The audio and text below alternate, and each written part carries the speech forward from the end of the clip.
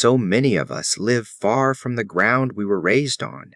We sleep on land we do not really know, in places we landed by chance more than by choosing, and there is a quiet loneliness in that, a feeling of floating, of not quite belonging anywhere. If you have felt it, you are not alone, and you are not rootless the way you fear you are. The old ones stood on the earth a different way, and tonight, by the fire, I want to show you that way, so that wherever you are sitting, you might feel the ground take you and hold you like it held them. Pull your chair a little closer. It is a gentle thing we are going to talk about tonight. Nothing heavy, nothing frightening. Just the oldest kind of belonging there is, the kind that does not depend on family or money or even on staying in one place your whole life. The kind of belonging that is under your feet right now, tonight. Whether you are in the house you were born in or a small room in a city far from everything you knew as a child. The earth is the same earth. That is the first secret, and we will come back to it. Because here is a thing I have watched happen to a great many good people as the years go on. They lose their sense of place. The farm gets sold, the old neighborhood changes until they do not recognize it. The children move away, and then they move to be near the children, into a house on a street where they know no one and nothing has any memory of them. And a person can start to feel like a leaf that has come loose from the branch, blown from one spot to another, never setting down, never held. If that is you, even a little, then sit with me a while, because the old ones knew a cure for that particular loneliness, and it costs nothing. The old ones did not love the land the way we are taught to love a thing we own.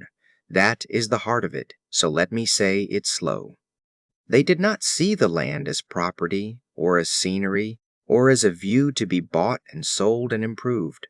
They loved it the way you love a mother, or an old teacher, or an elder who raised you, with gratitude, with reverence, and with the humble, steadying knowledge that they belonged to it far more than it ever belonged to them.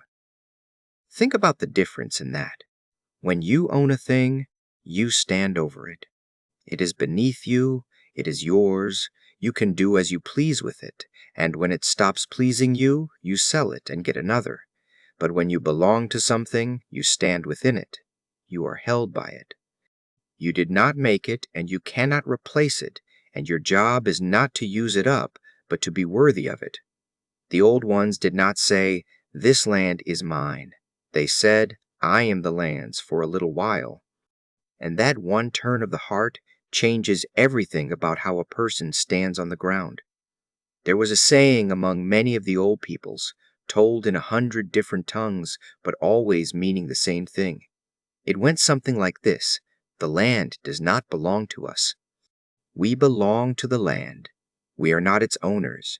We are its children, and only for a short season, before we lie down in it and let the ones who come after us walk on top of us in their turn. Now that might sound like a heavy thought, but to the old ones it was the opposite. It was a comfort. It meant they were never orphans in the world. It meant that no matter what they lost, the ground was still their mother. And a mother does not stop being your mother because you moved away. Let me tell you what the land was to them, because we have forgotten most of it. The land was the first teacher, long before there were any books or any schools. It taught patience, because you cannot rush a season, no matter how hungry you are or how much you want the spring to come. It taught trust, because every single year, when the world went cold and dead, and it seemed the green would never return, the green returned, and a child who watched that happen enough times learned in his bones that dark times end. It taught humility, because the same land that fed you gently could also send a storm or a drought that reminded you exactly how small you were. The old ones went to school on the land their whole lives, and they graduated wiser than most of us with all our learning. And the land taught one more thing, maybe the biggest thing of all.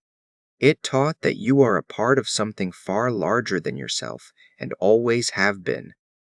When you live close to the ground, you cannot hold on to the lie that you are separate, a little island of a person passing through a world that has nothing to do with you. You watch the rain become the creek, and the creek feed the grass, and the grass feed the deer, and the deer feed the people, and the people lie down at last and feed the grass again. And somewhere in watching that long, slow circle turn, you understand that you are inside it, not outside, looking on. You belong to it the way a single thread belongs to a blanket. Pull the thread out and set it on the table by itself, and it is a poor, lonely thing. But woven in where it belongs, it is part of something warm that covers a sleeping child. The old ones knew they were the thread woven in. Most of us today feel like the thread on the table, and we cannot understand why we are cold. The land was always trying to weave us back in. So how did they love it in the day-to-day of an ordinary life? Let me give you the old ways, simple enough that you can begin tonight, on whatever patch of earth is under you.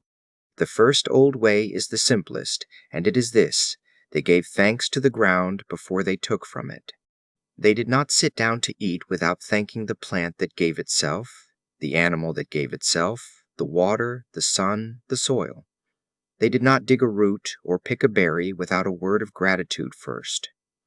Now you might think that is just a nice custom, but it is more than that. Gratitude is what turns a place you merely occupy into a place you belong to. When you thank the ground, you are no longer a stranger standing on top of it, taking. You are a child of it, receiving. And you can do this tonight. You can stand at your own back door in the morning, look at the sky and the ground and whatever small green thing is growing near you, and simply say, "Thank you." Say it out loud if you can. Watch how quickly a strange place starts to feel like yours when you begin to thank it. The second old way is this: they walked gently, and they left the land able to give again.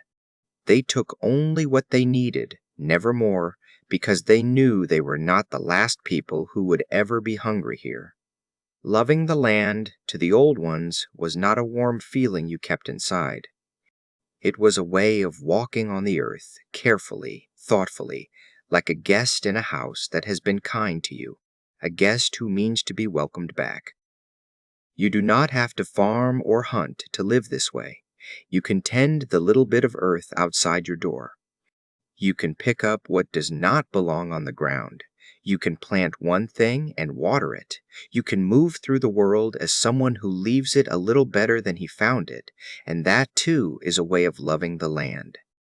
The old ones had a way of thinking about this that has stayed with me all my life. They planted trees whose shade they knew they would never sit in. Think about that a moment. An old man, knees already gone, hands already shaking, kneeling down to put a little seedling in the ground. A tree that would not throw real shade for 30 or 40 years, long after he was in the ground himself. Why would a person do that? Because he did not belong to the land only for his own lifetime. He belonged to it backward and forward, to the ones who planted the trees he sat under, and to the ones who would sit under the trees he planted. That is what it means to truly love a place. You tend it for people you will never meet. You give thanks for a shade you did not earn, and you make a shade you will never feel. And in that giving and making, you are woven into a place across time, not just across the little handful of years you are given. There is no loneliness that can survive that kind of belonging. The third old way is the one I most want you to hear, because it is the answer to that floating, rootless feeling we started with. The old ones did not need to own a whole country to feel that they belonged. They belonged by knowing one small piece of ground deeply.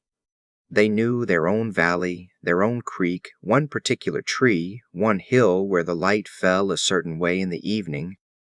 They did not love the land as a giant idea. They loved a place, a real and particular place, the way you love a friend you have known for 40 years and could recognize by the sound of their footsteps. And here is the good news in that. You do not need to go anywhere to begin. Belonging starts with loving one small place well, and that place can be the ground right outside your own door tonight. Learn the tree on your street. Watch the same patch of sky each morning. Notice which way the birds cross it. Do that for one season, just one, and I promise you will stop feeling like a stranger there. You cannot belong to a place you never truly look at, but you can come to belong anywhere just by paying it the honor of your attention. Let me tell you about a man I knew, because I do not want you to think this only works out on some open prairie, far from the life most of us actually live.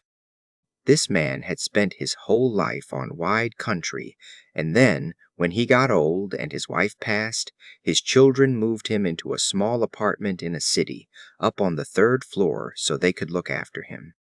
And he was miserable. He told me the concrete had no memory of him, that he could walk for an hour and not one thing knew his name, and he felt, in his own words, like a ghost who had not had the decency to die yet. I have thought about that many times. A ghost who had not yet had the decency to die. That is the loneliness of a rootless place, and a great many of you know it.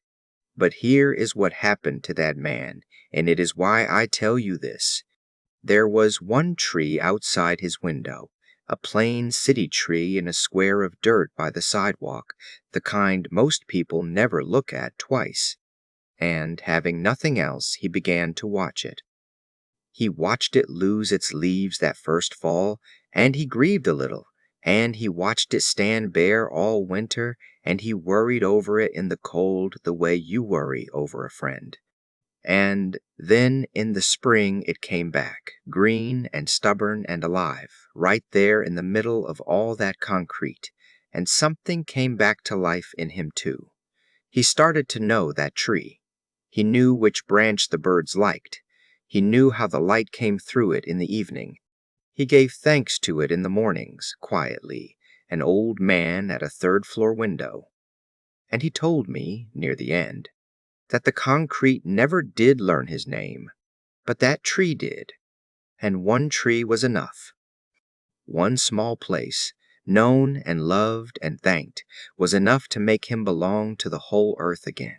He was not a ghost anymore. He was a man with a tree. So do not tell me you cannot belong because you live in a city or an apartment or a place you never chose. You can belong anywhere there is one patch of ground and one living thing and one grateful heart to put them together. That is all it has ever taken. Now let me tell you the tender part. The part that turns all of this from a nice idea into something that can reach a person in the middle of the night. The land holds our people. Every handful of ground you stand on has taken back into itself the ones who came before, and one day it will take us in our turn, and the ones who loved us will walk over that ground and be somehow near us again. To the old ones, this was not a morbid thought at all. It was the deepest belonging there is. It meant the earth was not just dirt. It was a great gathering of everyone who had ever lived and loved and been laid down to rest. When they put their hands on the ground, they were putting their hands on their grandmothers and grandfathers, on their whole people. And so they were never alone out there, not on the emptiest stretch of prairie, not on the loneliest hill. The land carried everyone they had ever loved, and it was carrying them too. I think of an old woman I knew when I was young, who had lost nearly everyone by the end. Her husband, gone. 2 of her children, gone before her, which is a grief no one should have to carry. Most of her friends, gone. And you would think a person like that would be the loneliest soul alive. But she was not. I asked her once, plainly, the way the young do, how she was not more lonely with so many of her people gone. And she smiled and she patted the ground beside her, the plain dirt, and she said, "They are not gone from me. They are right here." She said, "I walk on them every day." I sit on them now. The whole earth is full of the ones I love, and when I put my hand down on the ground, I am holding all of them again. And then she said the thing I have never forgotten. She said, "That is why I could never leave this land. Not because I own it, because it is holding everyone I ever belonged to, and it is keeping a place for me." So hear me now, wherever you are sitting tonight. You are not a leaf blown loose. You are not floating, and you are not rootless, no matter how far you have traveled from the ground you were born on. The very same earth that held the old ones is holding you up right now, this minute, under the floor, under the foundation, patient and steady and old beyond counting. It does not care whether you have a deed to it. It is your mother the same as it was theirs, and it is keeping a place for you the way it kept a place for that old woman and all her people. Here is what I would ask you to do tomorrow, and it is a small thing. Step outside, even for a minute. Put your feet on the ground or crouch down and lay your hand flat on the earth if you are able. Feel how solid it is, how it holds your whole weight without effort, the way it has held every person who ever lived. And say thank you. Thank the ground for carrying you. Thank it for the ones it holds. Then look at one small thing near you, one tree, one plant, one patch of sky, and decide to know it through the coming season, to let it become your place. That is how you begin to belong again. That is the whole teaching. It is not complicated, and it is not far away. It is right under your feet, and it always has been. Walk gently this week, my friend. Give thanks to the ground before you take from it. Know one small place well, and let it hold you. And when the loneliness of a rootless world comes creeping in some evening, go and put your hand on the earth, and remember that you belong to it, and that it is holding everyone you have ever loved, and keeping a warm place in the soil for you, for a long time from now. You are not alone out here. You never were. The land has you. Now rest, and let the good ground hold you through the night.